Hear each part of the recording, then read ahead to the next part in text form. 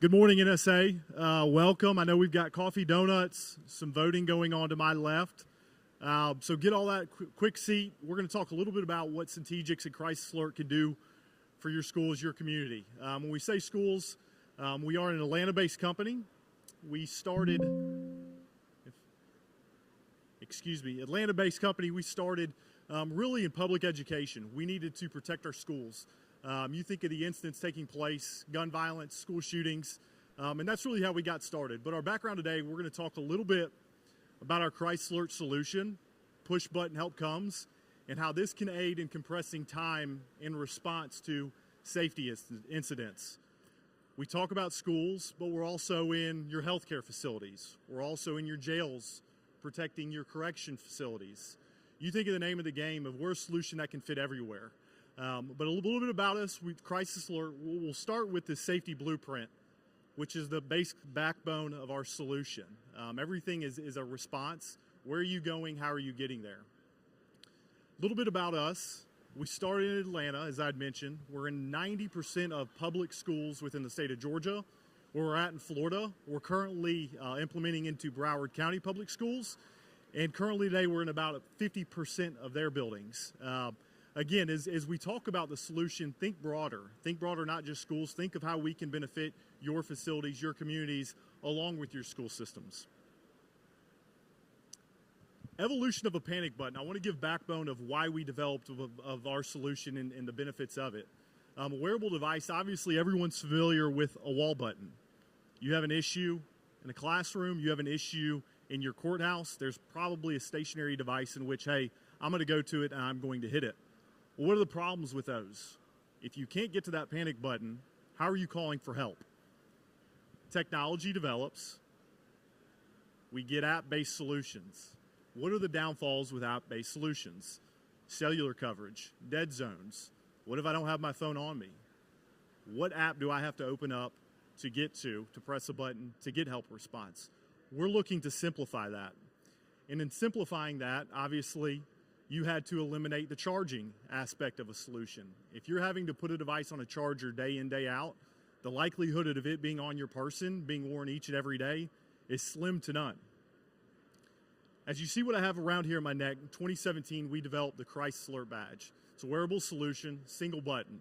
This button can alert your teams in multiple different ways. Press it 3 times, it'll be a crisis staff alert, or you press it continuous, the magic number would be 8, and that's going to notify the entire facility of a lockdown notification, as well as an integration into your local law enforcement office to get help to that facility as quickly as possible. The cornerstone for us, and I hate using it as a cornerstone, but obviously a tragedy happened in this county in 2018, Marjorie Stoneman Douglas. We talk about of how we notify an individual if we need help, but what are we doing in your buildings of notifying everyone else to get behind a closed locked door to aid in a response? Is we started building redundant notification. In your school settings, you're going to have strobes throughout the entire building to notify everyone of a flashing light of, let me get behind a door. Intercom messaging, notifying everyone throughout the building. At the same time, a software desktop takeover. Everyone's getting notified. You have to know what's going on in order to protect yourself in that instance. Obviously, that brings us to our safety platform. I'll talk a little bit about it today. We're going to start with Blueprint, and obviously I'm not throwing a bunch at you. This is all going to work together.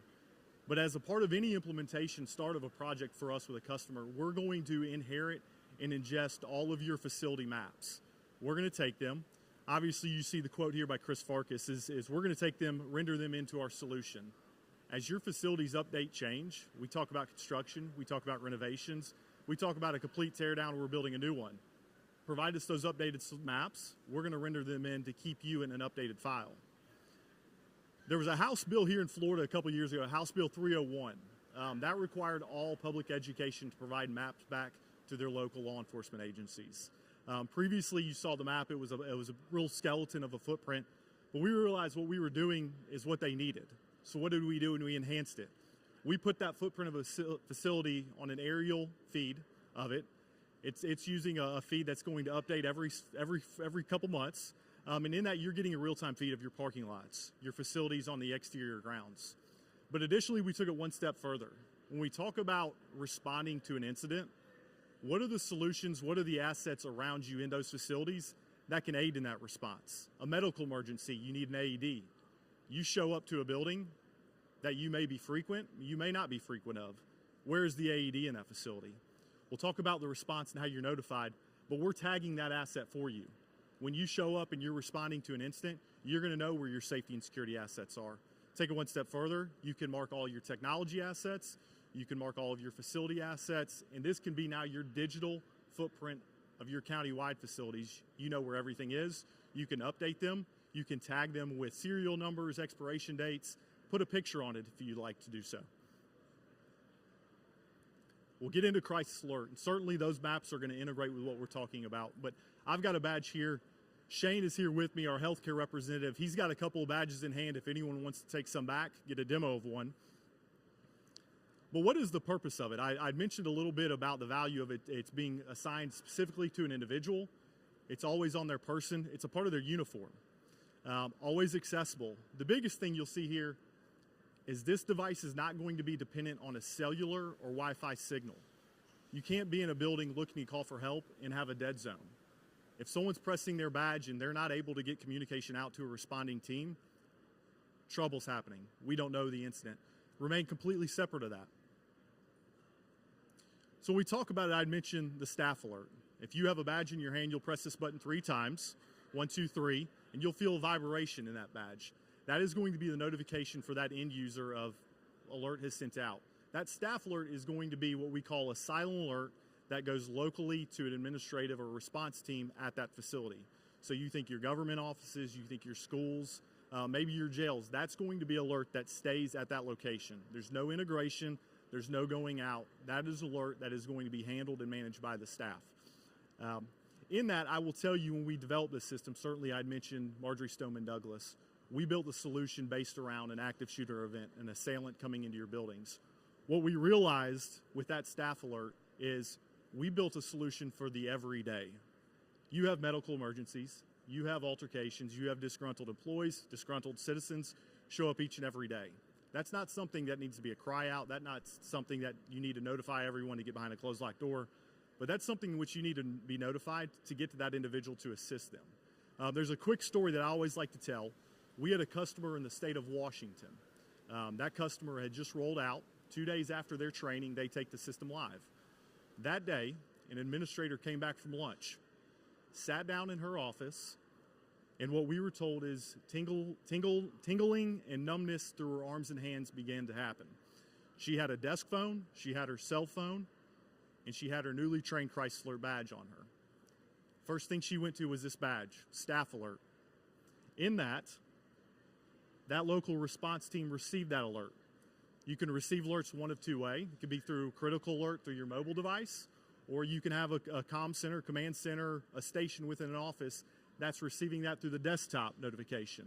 That alert came across. They knew who the individual was, they knew what location within the building she was at, and they responded. They get to the individual's door. It's locked based on protocol. There is a glass pane window in it. They look through. They don't see anyone in it. They know the solution. They know how it works. They get keys. They open the door. They find this woman slumped over behind her desk. They get EMS there. They get to the hospital. Doctors say she's having a heart attack. She lives today, thankfully.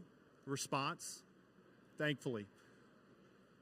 Organization came to us after that event and said, what happens if she didn't have Crisis Alert? Would she have had the motor skills at that point to pick up a phone, to dial a number? Heart attack? I'm going to assume likely not. I'm no expert. In that, you said they basically said to us, it could have been a custodial worker, could have been a maintenance worker, could have been an employee that's going into the office hours later, maybe the next day, to find someone in a lethal situation. So the power in that, we talk about Staff Alert, that's going to be the return on an investment, the day-to-day. How are you benefiting your people day in, day out to protect themselves and know help can be on the way? A little bit finer of a detail, we talk about knowing the individual, their precise location, room level accuracy. You're going to receive that alert. We know the mobile notification, a little bit of a bird's eye view from the software. Alert comes through, the map pops up. Those safety and security assets that you marked within your blueprint mapping show up. So for the situation, Rob Kent, came down the stairs, came too fast, and I work with Rob, so I'm going to give him a hard time. Let's say he's having heart problems, heart attack. He presses his badge, response comes. They get to Rob. They realize what's going on. At their fingertips or through communication, they know an AED is right around the corner. They can begin applying that to Rob while they're getting EMS there as quickly as possible. Addition to the staff alert, same button, you're going to now press it 8 times. The way we train on it is keep clicking. The reason we train on that, the reason we don't have a specific number, is the same reason there's not a 10-digit number to call 911. You can't remember it. Motor skills deplete tremendously in emergency situations. We don't want an individual thinking. Train it, keep clicking. Things are going to begin to happen. What that does is the same way that staff alert is going to notify a local response team, this is also going to escalate. If you had intercoms we can integrate into within your facilities, we're making that integration. Pre-recorded message that is going to match your protocols that we will put in place. Desktop takeover. Instructions customizable to your protocols are going to take over. Come across everybody's workstation, notify them to get behind a closed locked door, run, hide, fight, whatever that may look like. Lastly, we talk about mass communications. I'm certain within your communities that you have integration partners to push out notifications and situations taking place. We want to do that. We want to integrate with the things you're working with. But then lastly, the 8-click of that button is going directly to 911. We can take our solution, our software, and put it within your command centers, and you receive that alert just as the local responders would. We can integrate with a Safer Watch, who's a partner here who works side by side with us in protecting a lot of schools in Florida. We're going to work on what the best mechanism is to get you that alert to your office, and so you can send the cavalry in a response. From a hardware standpoint, we say, Clayton, how do you set up a network that's independent of a Wi-Fi or cellular signal? This badge is going to communicate through a low-frequency Bluetooth. The network is going to set up on a long-range LoRaWAN network. There's going to be a device, what we have here, a gateway, that's going to connect back into an MDF or IDF, and that is going to be the only wired device a part of this solution. Our location beacon, as you'll see here, completely wireless. When that device is installed, and it's installed every 30 to 40 feet throughout your facilities, that device is labeled with the nomenclature of the location, the room number in which it's installed. When this badge, I'm one slide over. When this badge is triggered, it knows that Clayton Burr is signaling a response, a call for help, to the closest location beacon installed. So now it knows from a badge who I am, and that location beacon tells you where I'm at. That's sending back to the gateway. Gateway's pushing that software out to your response team, and from there you're able to aid in that response. As I mentioned before here, the Sheriff's Conference, schools is our largest vertical today. As we continue to grow, you think your jails. We're working with some jails in the state of Florida, Georgia, Corrections Department. We've got Shane with our healthcare team here with us today. So you talk about protecting your staff from a healthcare facility, workplace violence that's going on. Those nurses have it hard. But think about us just outside of schools. We want to be in your schools, but we want to protect your community as well. We're here, booth 757. I think I have that right, Shane. We're here today. We'd love to pull aside and have a conversation, but certainly want to help all of you protect your counties. Appreciate your time, and thank you for having us.